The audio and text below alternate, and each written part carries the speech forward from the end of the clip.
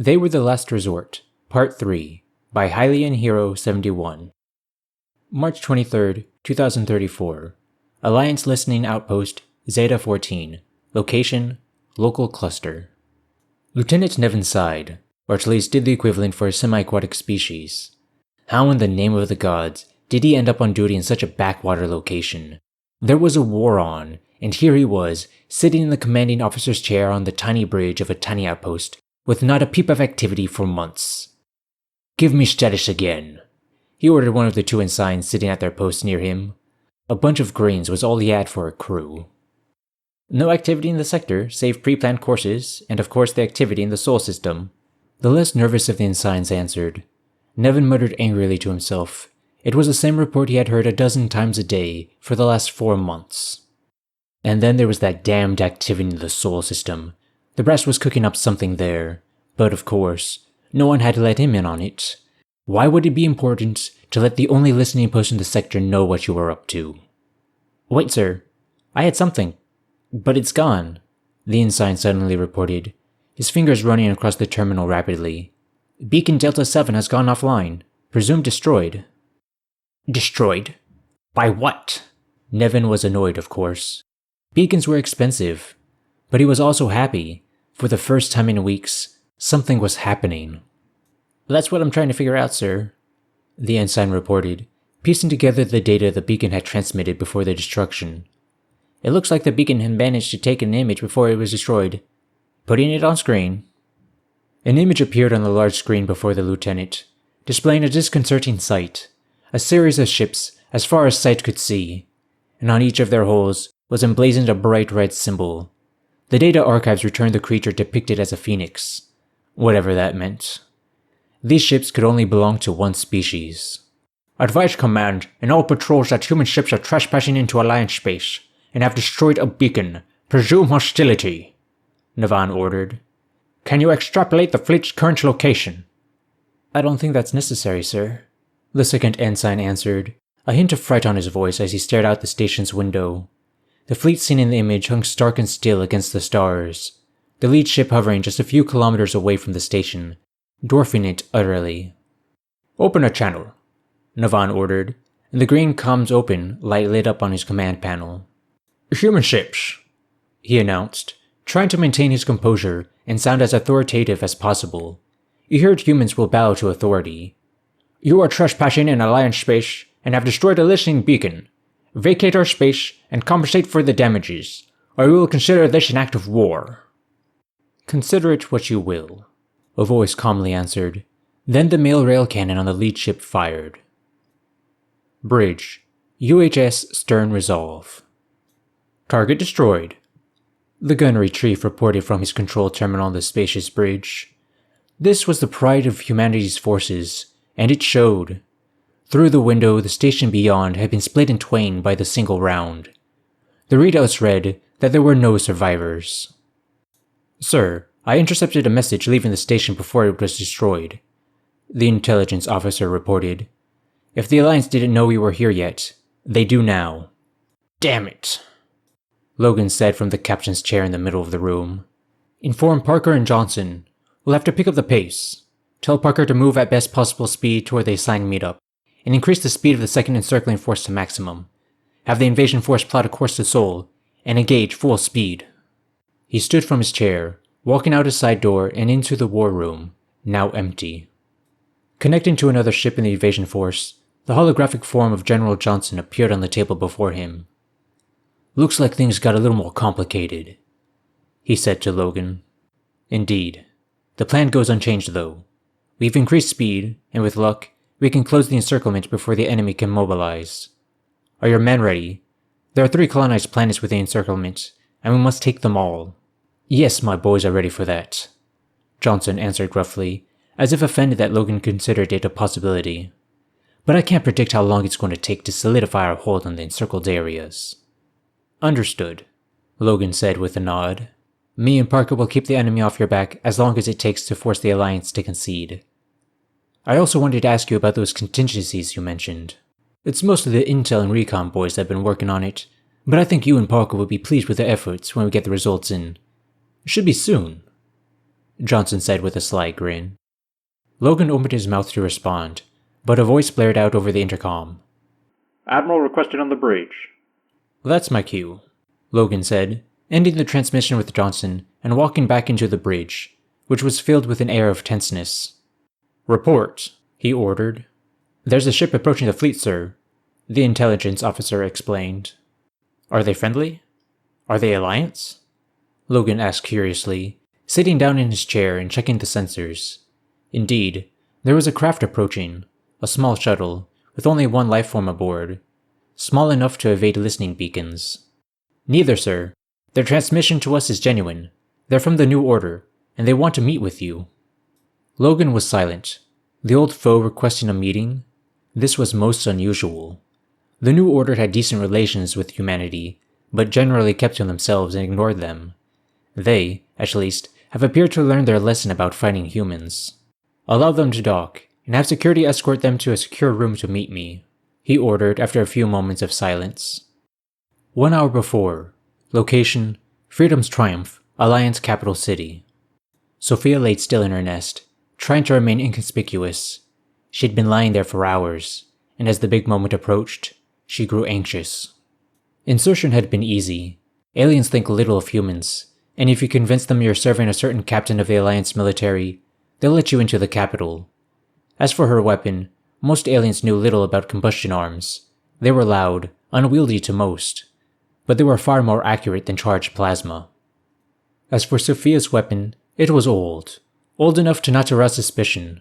A Mosin Nagant, the same one handed down through her family from her great-grandfather, the same one she brought to war. No one had batted an eye seeing her with it slung over her shoulder. Most thought it was some human ceremonial symbol, especially since it was furnished in wood. Many aliens considered it little more than a fancy club at first glance. She decided to take a risk, peeking over the edge of the building she was nesting atop. The street below was thrumming with activity and anticipation. There was to be a grand parade today, celebrating the victory of the Alliance in the last war, and their supposedly coming victory in this one. A number of important military leaders were taking part, leaders involved in destroying Earth.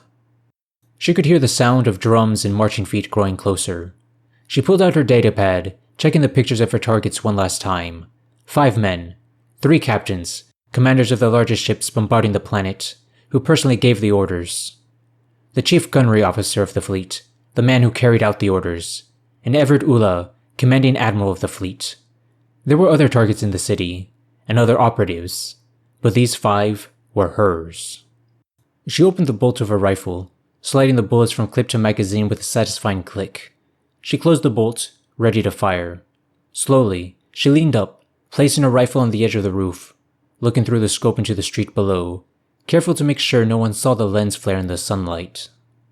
Then it rounded the corner, an enormous procession of soldiers of all species marching in lockstep, their uniforms pristine, and banners waving proudly in the afternoon sun. At the center was a column of hovercars and tanks, from which officers stood and waved to the crowd or inspected their men.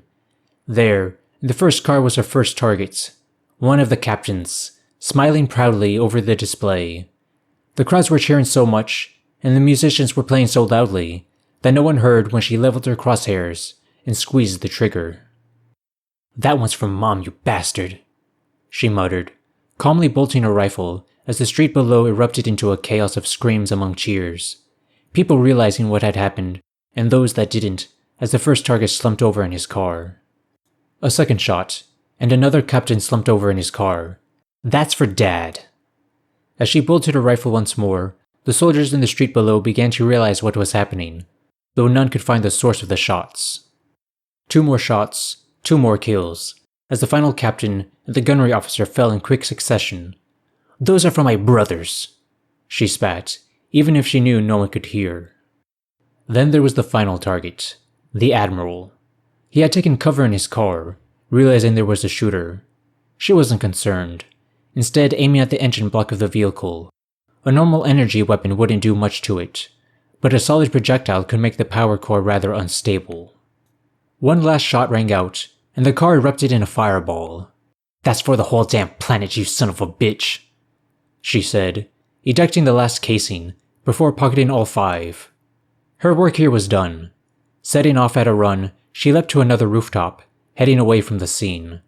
By the time the authorities found her position and tracked her, she was long off-world. Meeting Room 1, UHS Stern Resolve. Logan walked into the room, waving away the 2 guards at the door. This meeting was to be completely private. On the far side of the long conference table stood a reptilian alien in a black uniform, staring out the window into the vastness of space. "Beautiful, isn't it, Admiral?" they asked slowly.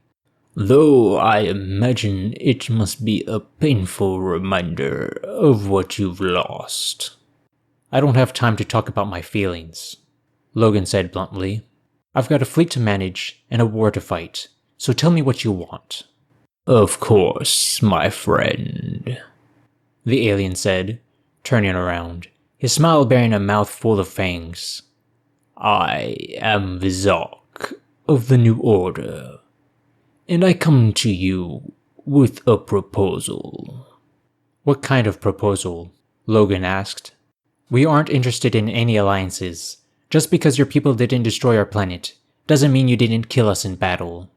"That was the last government, which I am sure you will realize is long gone.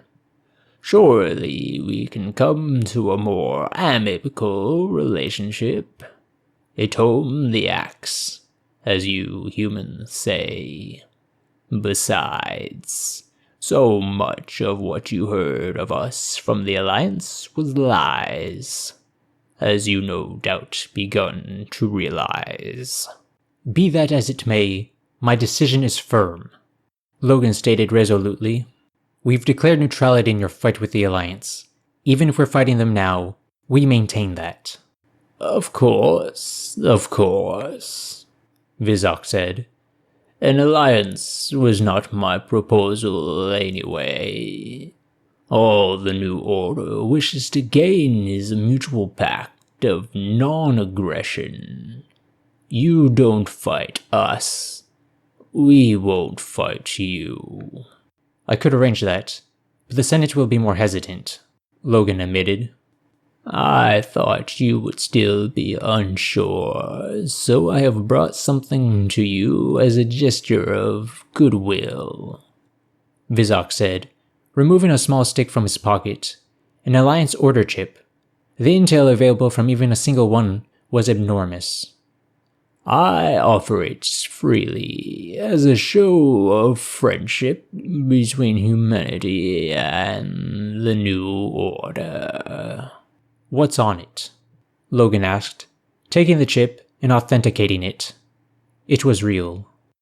"The usual troop and ship deployment strategies, as well as some more interesting notes involving a little system called Soul."